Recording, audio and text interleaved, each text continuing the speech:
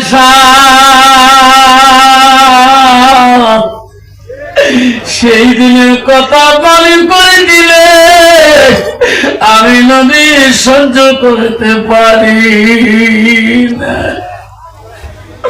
আয়েশা রে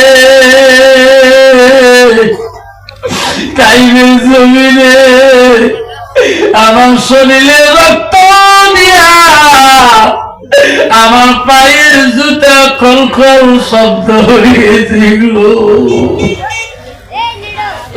আয়েশা বলছে নবী গো আল্লাহর কাছে কিছু চাও নাই, তোমাকে কিছু সহায় করে নাই। নবী বলছে আয়েশা রে তাইফের জমির দিন জিবরাইল নিজে আসছিল। ওগো রাসূলুল্লাহ হাবিবুল্লাহ কান্দেন না, আমি জীবন আসলাম আল্লাহ আমাকে পাঠিয়ে দিল।